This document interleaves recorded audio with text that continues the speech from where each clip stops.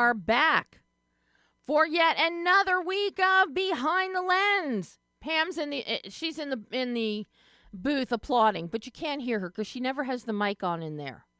So we never hear from Pam. I just get funny faces and hand signals. But this is Behind the Lens, and I am Debbie Elias, film critic, creator, and host of Behind the Lens, where we go behind the lens, below the line, with the movers and shakers, the film and TV makers, the producers, the writers, the directors, the actors, the cinematographers, the production designers, editors, costume designers, sound mixers, sound editors, film editors, you name it, we talk to them. And boy, I'm so excited about today's show, which we're going to get to in just a second. But hard to believe, here we are, the last Monday in August. We're heading into the home stretch of 2021, people. All we can do is hope we get through, and 2022 is better than 2020 and 2021 has been. But wow. You've got, and I can tell you right now, I've got a lot of films and interviews that I've done over the past 10 days. They're all embargoed right now. I can't say a word about them. But we're going to talk about two films today that I can say something about. One is the incredible, the sci-fi thriller, The Colony, which it's spectacular in that it addresses themes of the human condition, morality, morals and ethics, the importance of the human connection, the fate of humanity, Darwinism, as man faces potential extinction. A wonderful cast. It's a small ensemble cast. It's written and directed by Tim Feldbaum. Stars Nora Arnizader. And you heard me talk about Nora a few weeks ago for a film called Hereafter, which she just wowed me. And I've been watching Nora going back, oh my God, 15 years, if not more, to one of her to Maniac, Safe House. But she's finally getting the recognition that she so richly deserves for her performances. And The Colony, this is her film. But co-starring with her in this is Iain Glen, an incredible performance by Sarah Sophie Busnina, and of course, all you General Hospital fans, get ready. You've been on all the message boards bemoaning, where is Jerry Jacks? Well, I've got Jerry Jacks right here for you today with our exclusive pre-recorded interview with Sebastian Roche. Sebastian co-stars in The Colony. He plays Nora's character of Blake, who is an astronaut, and he plays her father. And it's he and Nora, but particularly Sebastian, this is a role you haven't seen from him before. His performance, it's beautiful, it's moving, be it with the young actress who plays the young Blake, or with Nora. His performance is a tearjerker, and the heart that he brings and that he and Nora exhibit as father and daughter. And he has no name in the film other than Papa. Now, if that doesn't make your heart go, oh, and I know all the General Hospital fans are going, Jerry Jacks is Papa? A softie? You better believe it. That heart is the essence of the themes in the film. I truly was blown away by the sterility of the film, the simplicity of the film. That writer-director, Tim Feldbaum, he lets the performances come through. Everything was practically done in the film. It's out right now, so you can see it on all platforms, in theaters, VOD, digitally. It is so striking. It's wet because Earth was decimated a couple generations ago. Are we surprised? And now they are returning. Blake is an astronaut who is returning to the Earth to see if it is habitable again, because the planet, the Kepler planet that the human race escaped to, the radiation was so strong that procreation had stopped. And if you can't procreate, there goes the human race. So that is the crux of what the colony is about.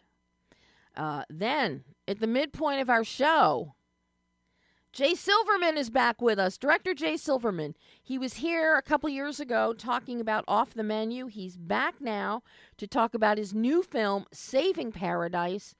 It is Americana.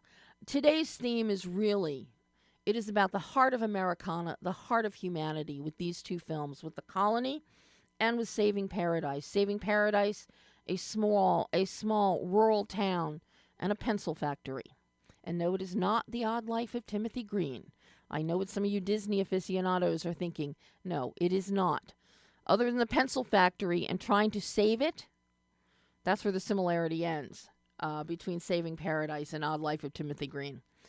But it is a beautiful, beautiful film that boasts an amazing cast. William Moseley, who you know best, is playing Peter in the Chronicles of Narnia series. Joanna Brady, George Steeves, and then the greatest character actors that we have of the 20th century, 21st century. Mary Pat Gleason, Bill Cobbs, Paul Dooley, Lawrence Pressman, James Eckhouse, Mimi Kennedy. This is a wow cast. And we're going to get into it with Jay live at the midpoint of the show. But right now, without any further ado, let's look into the future with The Colony and Sebastian Roche. Thank you. Hi, Sebastian. Hello, how are you? Well, I am delighted to be speaking with you about The Colony. Thank you. I have Thank you so much. I have been such an admirer of your work forever. And Oh, thank you. That's very kind of you. And, of course, we must get the elephant in the universe out of the room here for all of the General Hospital fans out there. Will Jerry Jacks ever come back to Port Charles? I don't know. You never know. You never know with that. I get it. Not for the moment, because I have a lot of engagement. You sure do. It's been a very busy year, but you never know. Well, and I can tell you that your name has been lighting up all of the General Hospital fan boards on social media, wanting the return, wanting the return of a villain like Jerry, as opposed to the most recent ones. And I found that really interesting. And I think it's because you always play every character, be it a good character, a bad character, be it Reich Minister Houseman in Man in the High Castle. You always play, it's never totally one or the other. You always add an element of good or an element of bad. And I think that is your really great appeal. Oh, thank you. Thank you very much. Yes, I try and, for me, a character, the characters, I try and approach the role in a sort of more than one-dimensional way. So I try to be, to bring in a sort of more multi-dimensional character with a past, with, what that entails. It always entails tribulations, pain, happiness, but different life experiences. So you bring that to your character. I also believe in bringing, a little humor. I'm not trying to do comedy, but also bringing a little levity sometimes to certain characters. It's important to not be just a one-dimensional character. That's very, very important. Well, and I think you mentioned some levity, and I think we saw that in Beverly Hills Chihuahua 3 and from you, and even playing King Stefan in Once Upon a Time, there's a little bit of lightness there. But Yeah. But here with the colony, Sebastian, as I tweeted to you the other day, this is one of the most beautiful and most moving performances I have ever seen from you. Thank you. The way you interact with Chloe as young Blake and Nora, who I spoke with, and Nora adores you. She loved playing adult Blake and being your daughter.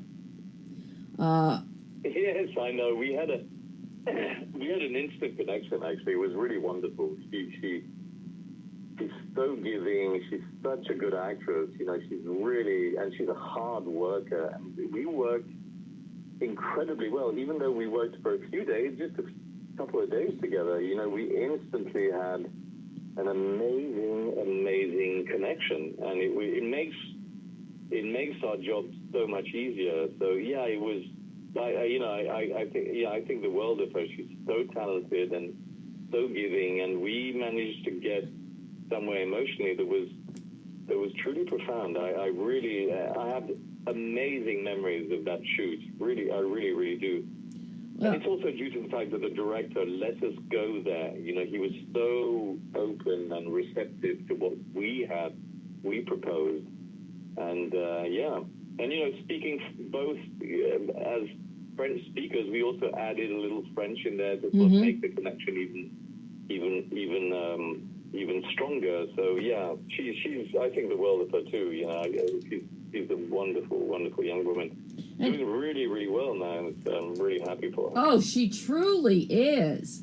I've been watching Nora for a long time, so I'm thrilled to see everything that she's doing now.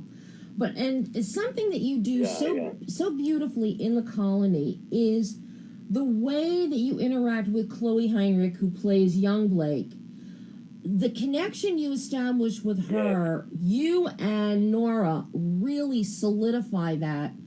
There is not a moment that I did not believe that when we see this older man and we see Nora walk in, there's not a moment you don't believe the love between a father and a daughter.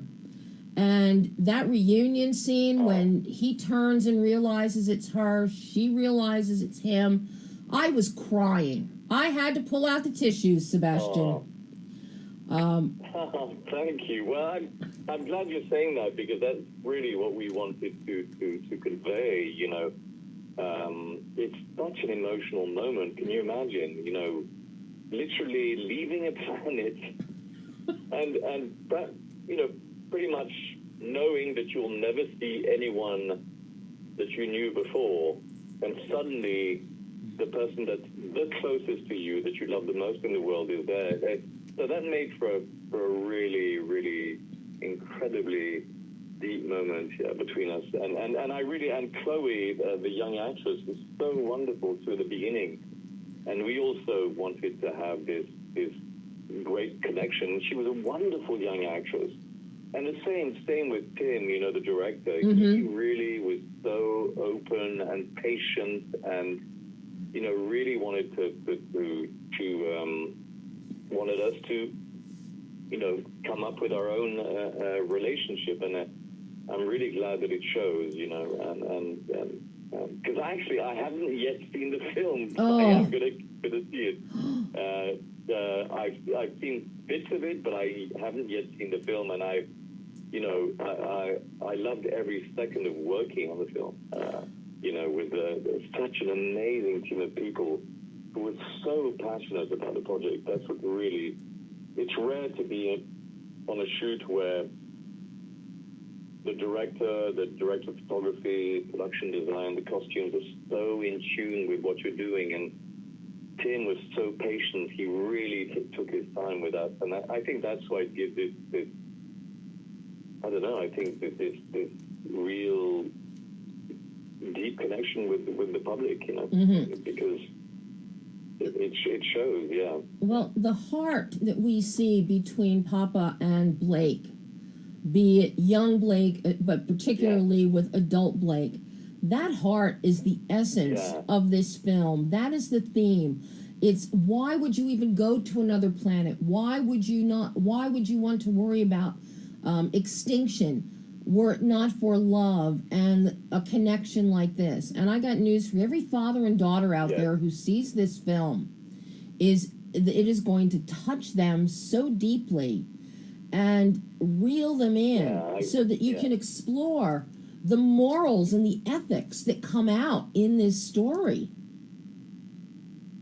Oh, I'm glad. I'm so glad that you. Yeah, I'm really glad that you saw that. Yes, I remember actually. You tweeted me, right? On Twitter, right? I remember. Yes, I remember. Yeah, thank you so much. I'm so glad that it's coming out like this. And I remember Tim telling me that they were doing test screenings, and that they really apparently that my relationship with my daughter is the thing that a lot of people really loved in the film. So I think mission accomplished. You know, it's why save humanity, but for a relationship and a love like that. Yes. That's the whole crux of it. I'm curious, Sebastian, because this is a very sparse film in terms of production design. It's very nuanced. The color palette is pulled back. It doesn't have the vibrancy or even the majesty of something like Big Sky or Six Underground. But it really lets the performances shine and allow for that connection between the audience and the characters. Is that something that aids in your performance when you're working on a set like this, where it's unfettered and it really comes down to your performance? Yes, I think that, so much, it's on purpose that, this color palette, like the incredible director of photography, Marcus Fordra, they really work in tandem to create this look, this sort of end-of-world look and sparsity. But, what I really, once again appreciated was the incredible generosity from the director, and the writers, towards the actors. And I think that's why Tim got such incredible performances out of Nora, Ian, and Sarah Sophie Busnina, all the actors that were on set. He took such care and such patience and such openness with us that it's when you have someone encouraging you that much in what you're proposing, you can only do good work. And also the atmosphere on set was incredibly calm and professional. But what I really loved about Tim is his passion, his complete and utter passion, his real dedication to the project. And that's something that sometimes you don't see as much, and sometimes you don't have a director that takes so much time with you and discusses the character. And so, and in my view, you can only make a performance better. So I give him a huge amount of credit. And I think, also casting, I think it was brilliant to cast Nora and the other actors that were, and myself. What can I say? Of course. I connected, I remember connecting with the material instantly. I had an instant connection with the material. I knew, I actually put myself on tape, but I had this feeling inside that I would get the role. I knew that what I put on tape was going to get me the job because of the connection that I had with the text. So, it was meant to be. Some things are meant to be, and this project was meant to be. And even though it's a character that comes back in flashbacks and is not all through the film, it is a wonderfully important and humane and beautiful character. I really, really loved the empathy and the love that this character had for his daughter. So, yeah, it's a rich experience for me. This is something we don't typically get to see from you. We don't really ever get to see this softer side. And, of course, yes, with the adult Blake, and then you're playing opposite Ian Glenn Gibson, and the battle about the fate of humanity, and that's where morals really come into play.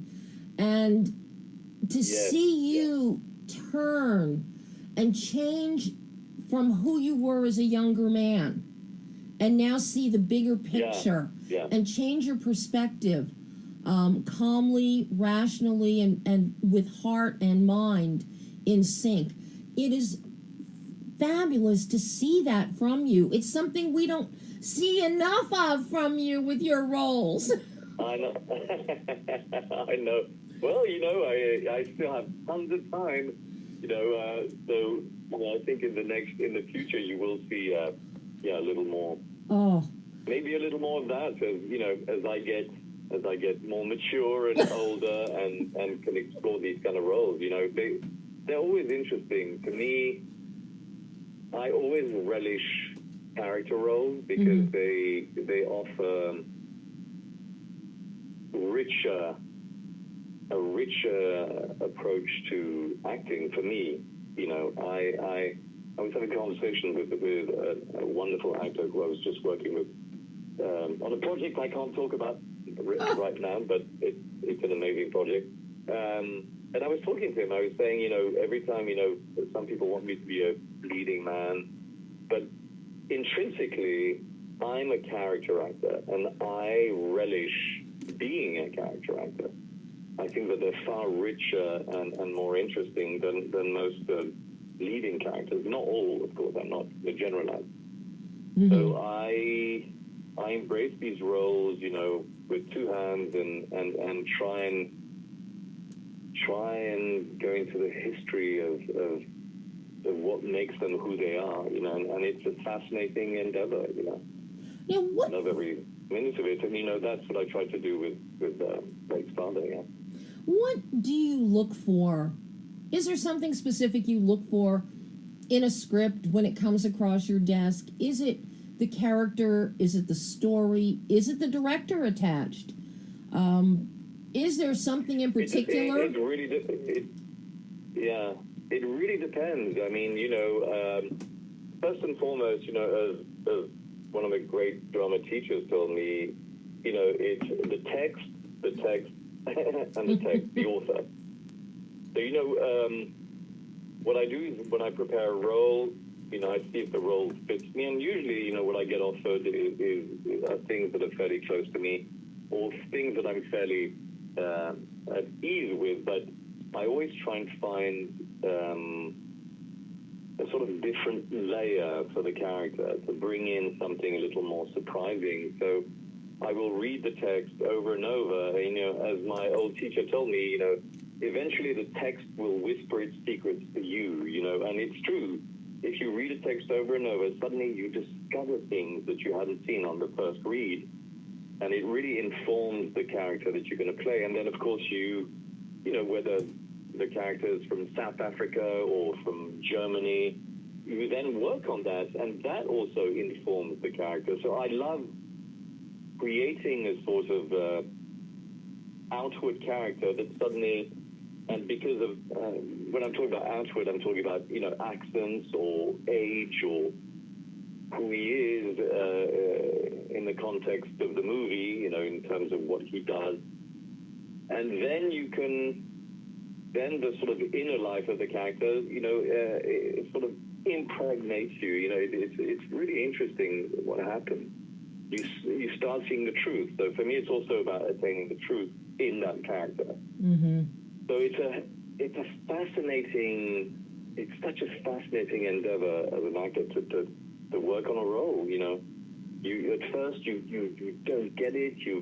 The accent feels fake, or what you're doing feels fake, and then suddenly you get in the truth, and you get into these moments of grace when you're shooting. And it's always fascinating.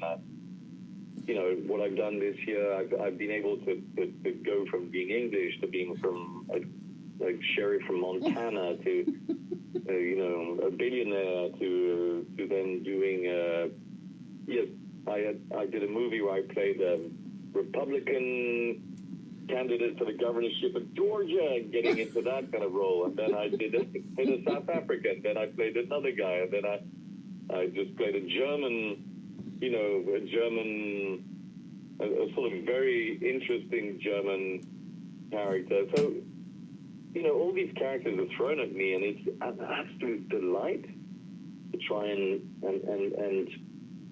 peel the onion and see what's under the characters and express them on celluloid. Actually, not celluloid anymore; it's digital now. But yeah, it's a fascinating endeavor. And the same, for the colony, this character sort of fit me like a glove instantly, and had such great pleasure doing it, preparing for it. And then when I met Nora, we had such a great exchange, and yeah, great experience on that film. I really recommend anyone to go see it. Oh, this is truly one of my picks of the year. I can tell you that with all my heart, Sebastian. Oh, thank you. It's one of those rare gems that comes along so infrequently, and it really makes you sit up and wonderful. think while touching your heart at the same time. And that's a rare combination. Yeah, exactly. I have It to. is. And it makes you think about, sorry, go ahead. Oh, no, I was just going to say, you're one of those rare actors that you have successfully navigated this industry for 35 years and counting, be it on the small screen, on the big screen, with one-offs, with, series, regular or recurring characters. Yeah. You just keep going and going. You're better than the Energizer Bunny. But I'm curious, what is the gift?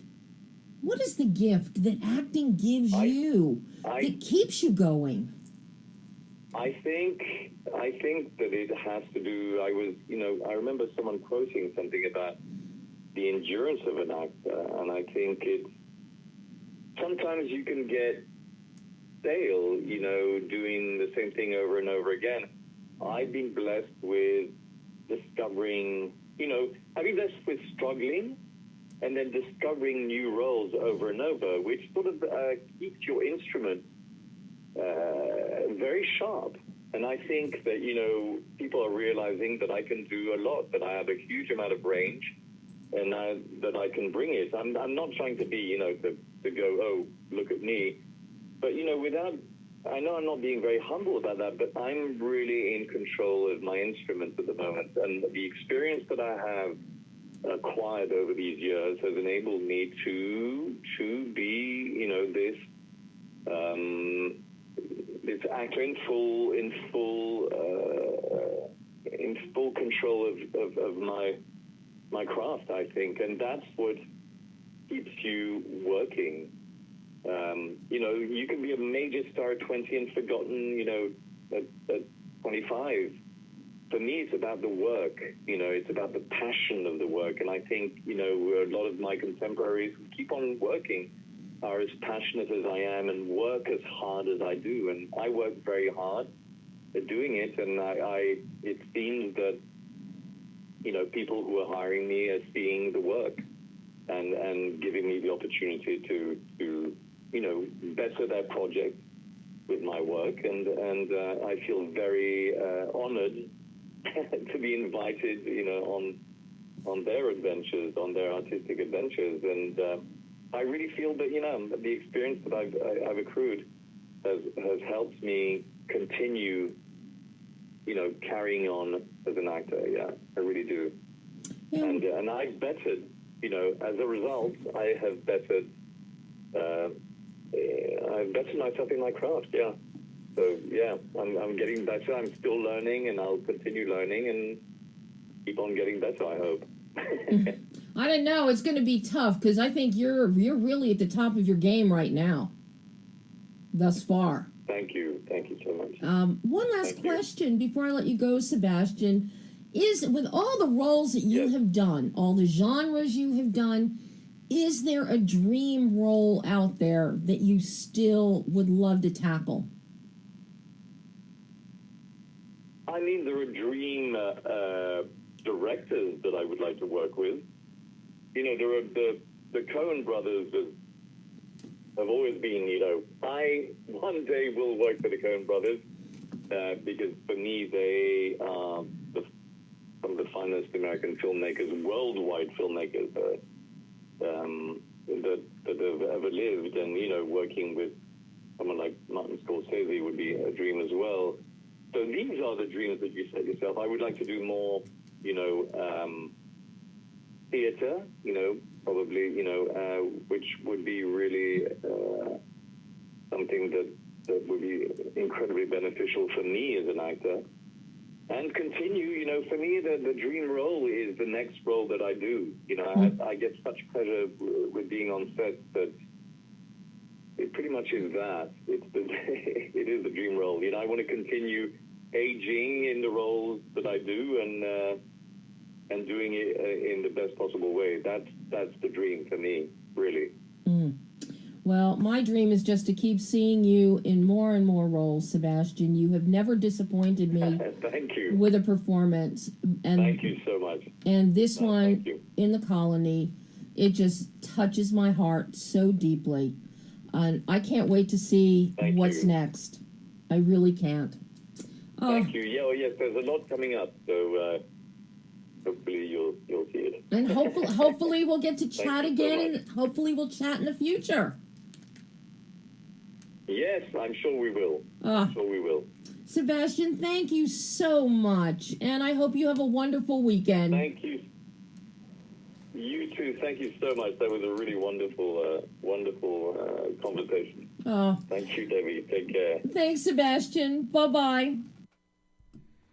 And that was Sebastian Roche talking about The Colony, his thoughts on acting, and maybe a hint that General Hospital will see Jerry Jacks in the future. But as he said, his calendar is so booked right now, it may be a while before that happens. All right, we're going to switch gears, and we're coming back to Earth now, present day. And as I'm knocking things over here on set, I am so tickled to welcome back to Behind the Lens, Jay I Silverman. can barely see you, but I'm going to just go for the voice. I mean, How? can you hear me okay, or should I pick up the phone? I can hear you. Can you hear me? Well, I was talking more to, yeah, I hear you fine. I was talking more to your engineer. I just heard his voice. Is this a satisfactory connection? Or Yeah, would you no. like me to... You sound great on our end. How's it sound? Okay, perfect. And Pam's nodding her head. Yes, it sounds fine. Coming through loud and clear. Great. Well, you have another little gem, Jay, with Saving Paradise. Oh my gosh. Thank you so much. Did you get a chance to watch it? I sure did. Number one, the minute I'm seeing all of these veteran character actors pop up, Mary Pat Gleason, her final role, Bill Cobbs, Paul Dooley, Lawrence Pressman, James Eckhouse, Mimi Kennedy, and I'm going, oh my God. I could watch all of those people. I've watched them their entire career. You have them all in one film, and they bring such depth and texture to this story. Then you have somebody like William Moseley that we all have watched over the years, a much younger William, in particular, as Peter in the Chronicles of Narnia trilogy. And, you give us Joanna Brady. I mean, it's like at every turn, this is an embarrassment of riches, telling a very rich story, Jay. Thank you so much. This is so grounded in Americana and the heart of Americana. The story it's very simple. Van Billet wrote the script, and, we've got poor Michael. His father owns the local Peterson Pencil Company in Penciltown. Right. And Dad dies. Okay. You're a big hotshot financier on Wall Street. You got to come home and sort through and figure out what you're going to do with Dad's company, and you come home to a mess. And he's torn, as so many so many of the younger generation have been in their lifetime, leave, move on, but then something happens at home. The town isn't doing well, work isn't going well. Where is your heart? Where is your loyalty? And this is something that Michael faces, and at the same time he gets to appreciate the responsibility of this entire town was really supported by Peterson Pencil Company. And something I truly love about this film is you shot this at the Musgrave Pencil Company in Shelbyville, Tennessee. Sad commentary. Sad commentary. In the 1950s, there were 23 pencil factories in the United States. Now there are only 3. That just breaks my heart. Because I don't care if you want computers in every classroom and every elementary school around the globe. Give me a good number 2 pencil. And it works really good as a deadly weapon, too. Nobody talks about that. It's very good if it's sharpened right. I have lead still in my hands from 60 years ago. But this story is the heart of what America is. Talk to me, Jay, about how Van's script came to you, and what made you say, I have to make this film? You know, Debbie, it's interesting, you know, when you I'm lucky enough to have somebody by the name of Bethany Sorona who scours the tools that are available for filmmakers to learn about properties that are available. She found the movie, which at this time the screenplay was called Penciltown, and it was on the blacklist. Mm-hmm. And subsequently, with her interest, I mean, she must look at 20, 30 scripts a month. This one stood out. We called up Van, and Van was nice enough to get on the phone with us. And what was just super exciting for me is this story, this, my opinion, this, you know, American story, especially during the last 4 or 5 years when the country is so divided. We just felt that what an incredible story to tell about what's going on in, you know, the American census, you know, which is kind of understanding why we're who we are. Yeah.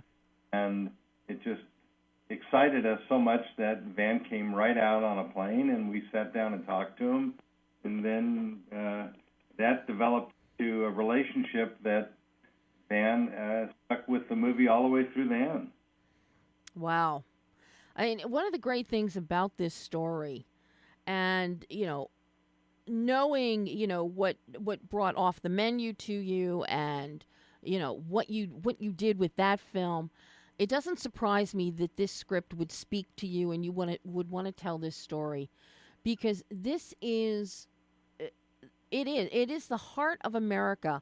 These are the hardworking, lower middle class bracket of people that helped build this country, and that are now kind of lost between the far right and the far left.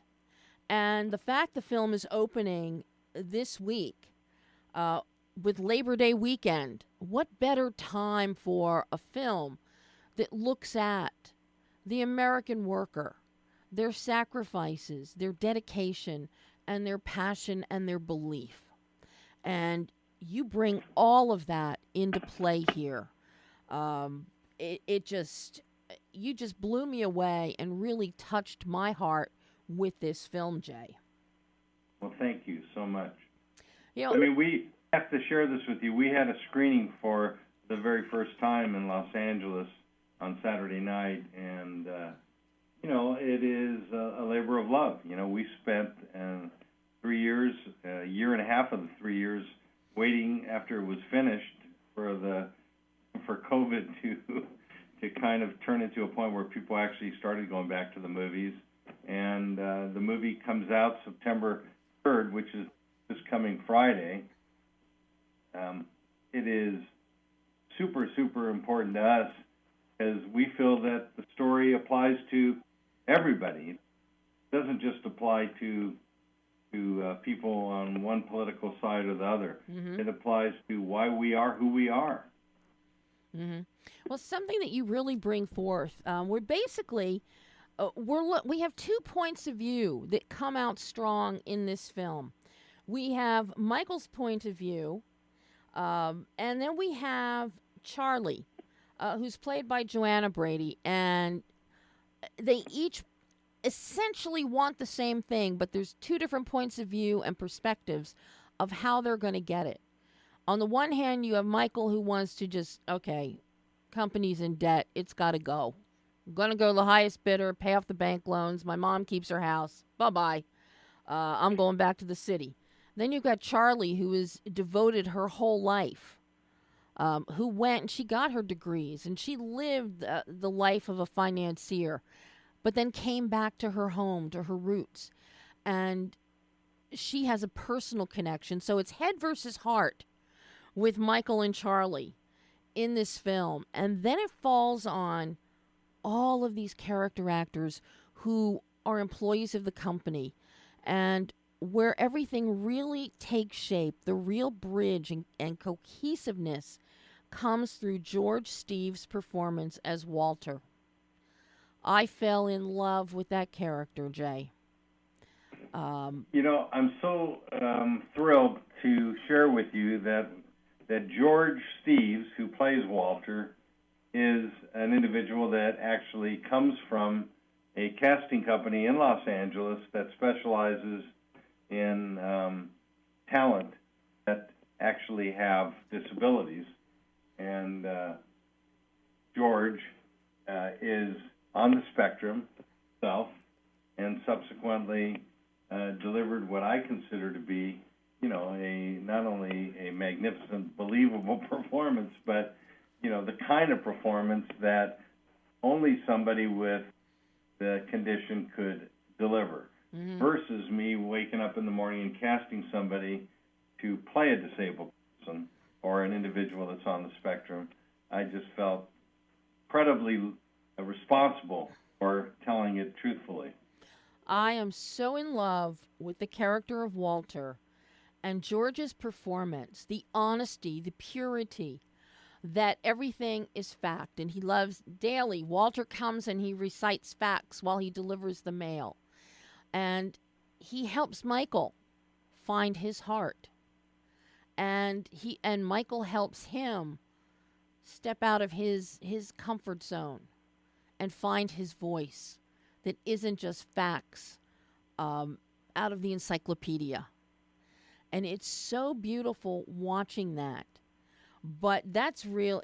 Walter is the heart of this film that bridges Michael and Charlie in their philosophies, and we allow us to see unfold. And it's just exquisite watching him.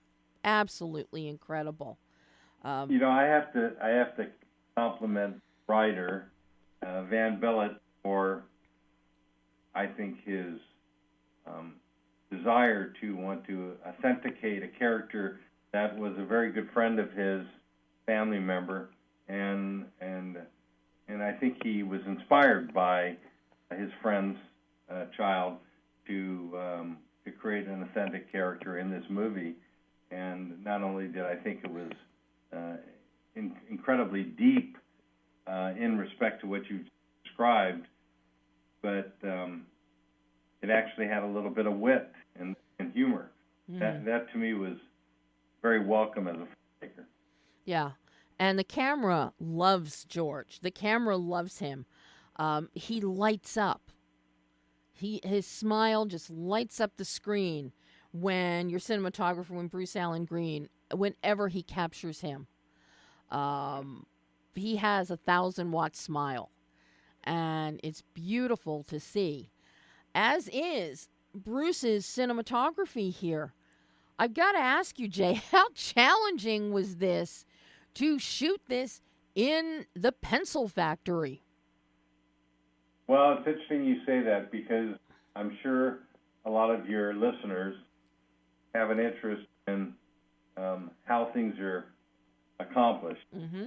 I spent probably a total of 6 hours at Musgrave Factory, and within that 6 hours, we were able to, and I know this sounds crazy, but it's pretty magnificent. We were able to capture almost the entire opening of the movie on an iPhone. Wow. Why did we do that? We really didn't have a choice. Wow. It would have been impossible to stick, a Panavision camera in 50 different locations within 3 hours, even if you're using available light. Mm-hmm. Just for your edification, we actually shot for 4 hours one day at the factory with real factory employees and focused on only one side of the camera. So when you see the movie, you'll notice that there's two sides of every scene, and the other side was all shot in Los Angeles at another factory. Oh my gosh. Yeah, and that's, I'm not telling you that to impress you. I'm telling you that because that's how we did it. That's how. Because I got to tell you, Jay, the whole time I'm watching, and it's like, oh my God, what did they do? Shut down the pencil factory? Because there's so much machinery in there. It's mind-boggling that, all right, how can they even get cameras in here unless they're shooting with tiny black magics or little shoulder rigs? You can't fit anything in here. So it's interesting to hear that this is how you did it. Yeah. I mean, it was fun because this is how you make an independent movie in 17 days. And not only did you make an independent movie in 17 days, and not only did you shoot half of it in a pencil factory, but you also set it in the fall so that we're working up to Christmas. So you bring in Christmas lights, and who doesn't love films that have Christmas theme running through them, where you're hoping for a Christmas miracle? I mean, that's like the visual icing on the cake with this film. Thank you. I'll share this with you. You know, it is always an interesting question when you do podcasts about how they make movies, especially independent films. But we were going to shoot the whole movie in Tennessee, and what ended up happening is we sharpened our pencil, no pun intended, and we determined, at least I determined with my producers, that we'd have a better movie and a better cast if we shot it in L.A. because all these talent are available. It's a gold mine here. Yeah. And when you think about moving all those talent and shooting in Tennessee, even if there's a financial incentive, which there was, it still would not offset the idea of trying to logistically move an entire cast from L.A. to Tennessee. It almost is just a scratch. So we ended up having the benefit of shooting in L.A. with all these great actors that you mentioned at the beginning of this interview. And I really genuinely believe none of that would have transpired if we shot it in Tennessee or in Pennsylvania. No, absolutely not. Because every one of these actors, they're all working actors, but they're also senior. They're in the upper end of the ARP category. So it logistically becomes more difficult for them to travel quite often. And you want to you want to make your talent comfortable. And when you have an ensemble that is this is a substantial ensemble, Jay. You want comfort for them. You don't want them traveling unnecessarily. You're shooting in the fall, you're shooting in the winter. When you're elderly, you're more prone to getting sick. All of that stuff that has become the foremost in people's minds during a pandemic now. You know, this was something you're thinking about before then. Right. So you really did luck out with making that decision to shoot a good portion of the film here in LA. Now, this begs the question, how did you get this cast? This is a dream character actor cast. Well, I give most of the credit to our casting agent, and I would say to you, and I'm saying this to you, totally passionately, Beth Holmes Casting. It's all about credibility and belief that you've got a good project.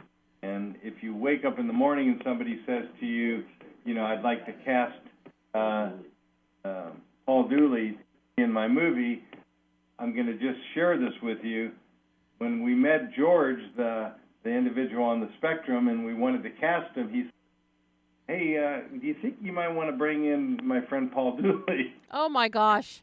I said, no way. And it turns out that the writer and myself are huge fans of Paul. And next thing you know, Paul said, of course I'll do the movie. And that's an LA story, okay, or a Hollywood story. Oh, my gosh. And incidentally, I'm sure every interview you do, these are questions that every aspiring filmmaker wants to share, and that is, how did you get that cast? And in our case, it's a real wonderful, exciting thing to say that these are the best in the business. The supporting cast that we got, and it's all about the project and the script. And people read the script and they got super excited about it, and they all wanted to be a part of it. And I'll share with you, Mary Pat, who passed away, as you mentioned at the beginning of this interview, she knew that she was dying, and she told me at the beginning of the movie that she's going to fight it, but it doesn't matter, she wants to do this movie. And when I share that with your audience now, I got to tell you, it all comes back down to this idea of why we're in the business to begin with. We're all storytellers, and if I was her, I'd want to go out doing what I love. You're darn right. And, Mary Pat has given us so much joy over the decades, from her one-offs, Troop Beverly Hills, Murder, She Wrote, the movie Soap Dish, Bones. She's recently been on the TV series Mom. You can't, any more late night, you can't turn on like Cozy TV or MeTV or TV Land and you don't see her pop up. Now, I didn't know that she had done over 200 movies. Oh, yeah. She is a prolific character actor. And I have always loved seeing her on screen. And for this to be her final performance, Jay, wow. Well, I was inspired, as the writer knows, with Norma Rae and It's a Wonderful Life. Mm-hmm. And the first person, all you got to do is look at her face and go, she is Mary. Yeah. And coincidentally, the character's name was Mary. So. Well, and then you bring in someone like Bill Cobbs. Bill Cobbs is a legend. A lot of the Hallmark fans out there will know him from the Ultimate Gift, the Ultimate Life series that had James Garner in 2 episodes. But Bill was there with Lee Merriweather for all 3. He was the Tinker in Oz the Great and Powerful, the Master Tinker. He was Del Paxton in That Thing You Do. He goes all the way back, 40-some years designing women and one-offs on TV. But he always picks these characters that mean so much, that are legendary, like Del Paxton in That Thing You Do. Del Paxton, he played this incredible, legendary jazz drummer or jazz musician. And obviously the Master Tinker in Oz, a very important part of the Baum books. And the Ultimate series, The Ultimate Gift, The Ultimate Life, that it is just, it has a lot of the same tenets and morals and ethics and heart that we see here in this film. So you bring in people like that, you have the best of the best here, Jay. Thank you. It's incredible. Thank you so much. Even guys like James Eckhouse, everybody knows him. Beverly Hills 90210 is Jim Walsh. Or Marvel fans know him from the Avengers, Senator Boynton. You're covering every demographic with your casting here. I hope you know that. Thank you. I mean, we were just blessed, and I have to tell you something as a filmmaker, and I'm saying this only because I think, none of those actors were interested in anything other than doing something that they believed in, and from a director's standpoint, virtually all of them not only did what I asked, but gave me more. And it is exciting to be able to, in the case of the gentleman you were just talking about, he asked the writer if he would adjust a portion of his lines to accommodate something personal to him. And I'm talking about Mr. Cobbs. And I have to say that just like myself, he's interested in his legacy being positive and appropriate, purposeful. Very much so. He really, really passionately doesn't need to work anymore, and he's working. I think he did All Night at the Museum and all those other movies. And I can tell you, he's a legend. You're right. Same with Paul Dooley. You're sitting there talking to him, and here's a guy, that has been around way back. My parents were going to the movies, so to work with somebody that's 92 years old and sit and hold court with him was super exciting.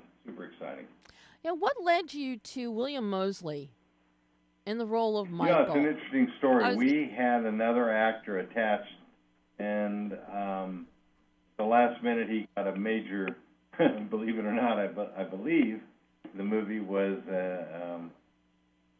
one of those tent poles for action movies. And the agent said to us that, have you thought about this guy? And he's in England, and I'm going, we can't afford to bring him out. And one thing led to another. We had a Skype call with him, and we just fell in love with him. He's just a really, really, really smart and talented guy, and we lucked out. So. And his past in the Narnia films, the whole idea within the themes within those films. This fits William perfectly as an actor, following on those themes, just like the rest of your cast. Because you shot Pencil Factory, you shot L.A. How challenging was the editing process on this one, Jay? It's funny you asked that question. The editor name was Harper. Is that correct? What was it? Hang on one second. The editor's name was Morgan Halsey. Now, I'm going to sound like a nincompoop here, but she comes from a family of editors, okay? Her mother's an editor, her father's an editor. Oscar-winning editors. I believe her father edited the first Rocky film and won an Oscar. Okay? So he'd come into the editing bay every day and compliment his daughter and chat with us about all of his life stories. And I have to say, we were very, very... I'm so happy you asked that question, because it was one of the best parts of finishing the film is working with that family and going to edit every day. Wow. And taking a break at lunch and hearing stories about all the icons from multiple generations. And even, her mother's still cutting films right now, and big films, for Netflix and so forth. And we were very lucky. And I'll be even more specific when I reflect on the job in this movie, because it was a tough job. I mean, movies aren't cut. I don't care how great you are and how you got a great script supervisor, but movies require an editor that's disciplined enough to be able to step back and not be really influenced by anybody except for the story. And his daughter did a magnificent job, so we're very proud of it. Well, and, having to find the emotional beats in this film, because you have the distinction between Michael's emotional beats, Charlie's emotional beats, and really Walter's emotional beats, with the others falling secondary to those three main ones, as being our 2 points of view and our cohesiveness and our go-between between heart and mind. So that had to have been challenging, to find that pacing and to hit those marks. I want to comment about that, because I think as a filmmaker, I can say to you that at the screening we just had this weekend, many people, including James Eckhart and a number of supporting cast members, came up to me and they were just astonished by how it all cut together, because even when you're doing an independent movie, I hate to oversimplify this, but I heard an interview last night with William Moseley in Europe. He did a podcast, and he talks about, having 7 pages to do in the morning, and, you know that all he's focusing on is retaining his lines and doing his job. And I hate to oversimplify this, but when talking to James Eckhart, he didn't what was going to be, correlated as being the following scenes. James Eckhouse is probably one of the most talented people I've ever worked with, and he truly was taken by the fact that the idea molded together in such kind of a simple storytelling way. And he hates playing villains now. He wants to be a nice guy. Well, and of course, I was so pleased to see that you re-teamed with your off-the-menu composer, Dave Holden, for your score for Saving Paradise. Yeah, I'm so happy you mentioned Dave. Dave is a protege of, and I'm not going to mention the name, but he's a protege of one of the best composers in the world, and to have the luxury of working with someone with his skill set, and on top of it, record the entire score, I believe, in Budapest, live with full orchestra, it's just impossible for a filmmaker to even contemplate for the money that we had. And the reason and the way that Dave is able to do that is because I work a deal out so he can sell the music independently 3 years after the release. Oh, wow.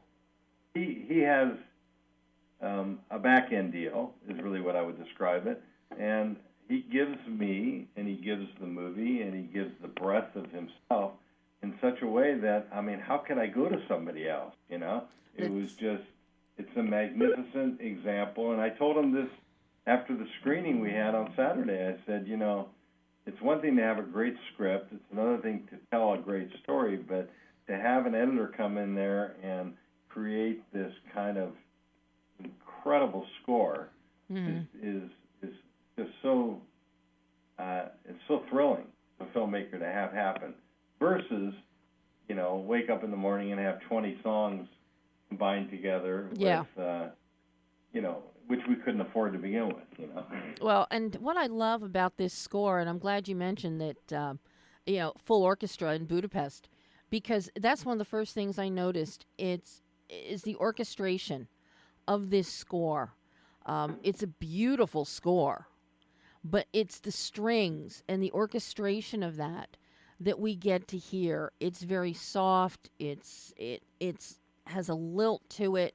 You hear some gravitas when we need to, but it's the strings and the fact that it's an orchestra that also feeds into this Americana idea. This idea of the heart, the humanity. It's not synthesized. It's not, 20 pop songs, strung together with electric guitars and drums. It really, it's almost like the strings of humanity connecting with each other, and it's really beautiful, Jay.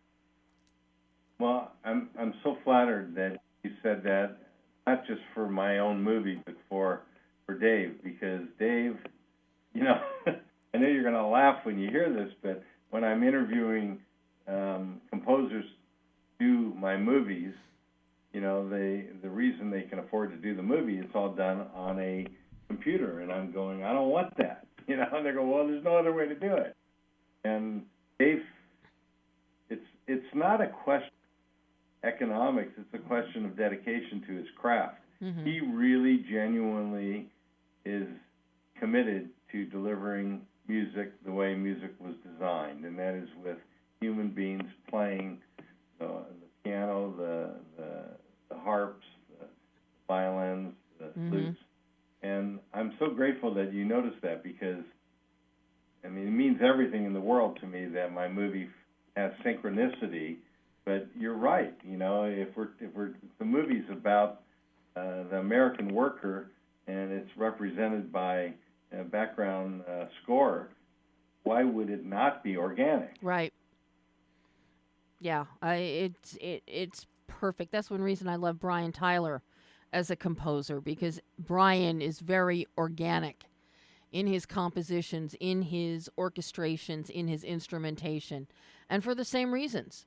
So I love what Dave has done with this score for you here.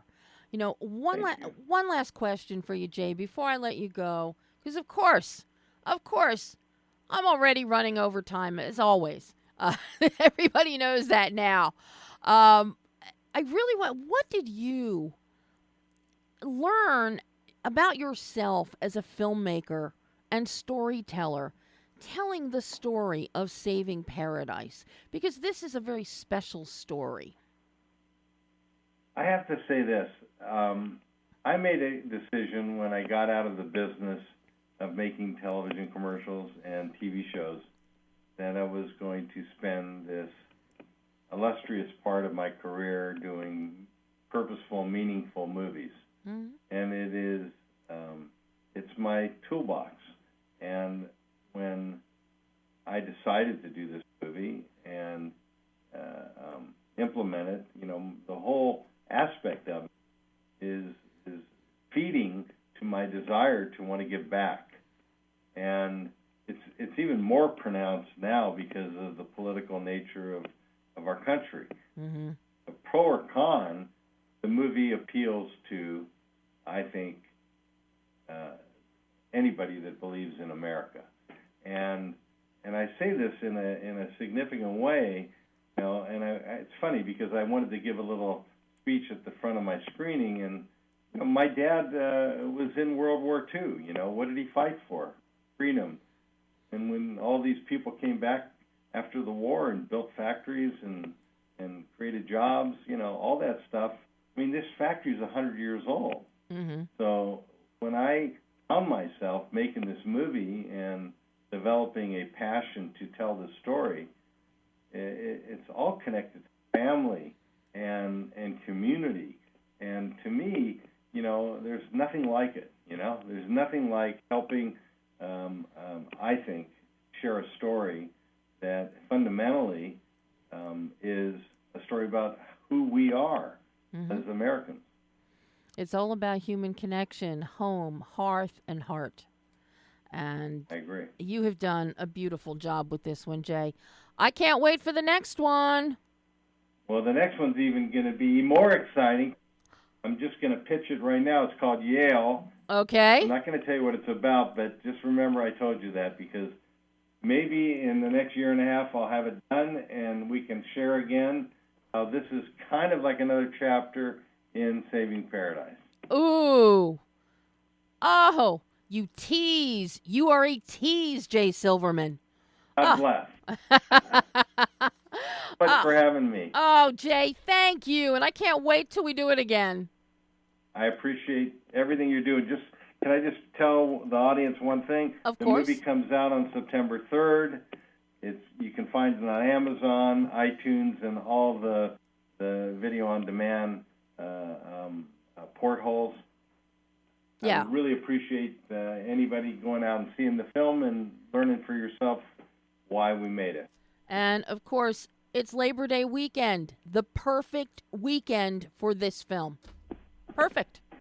When Vertical Entertainment picked September 3rd to distribute my movie, I thought to myself, that's very close to my birthday. And then I thought, it's not that. Just last week I learned it was Labor Day weekend. All I can tell you is I'm very excited about it. And if they want to go to our website, it's jsilvermanproductions.com. And there's beautiful stuff. There's a featurette. I've been on the site. You have a featurette there about the making of, with some thoughts from some of the cast, and we see some behind-the-scenes stuff in the pencil factory. So yeah, it's lovely. It is absolutely lovely, Jay. Thank you so much for having me, Debbie, and I hope and other people are as excited about the movie as you are. Thank you. Thank you, Jay, and we'll talk again. All right, be safe. You too. Bye-bye. And that was Jay Silverman, director of Saving Paradise. You heard it. This Friday, September 3rd. You can find it digitally, VOD. And I think it's playing in some theaters too. But see it. It's really a beautiful film. And it is filled with heart. The Colony. You can see that now. It is in theaters. It is VOD. It is digital. Go for it. So, of course, we are over this week again.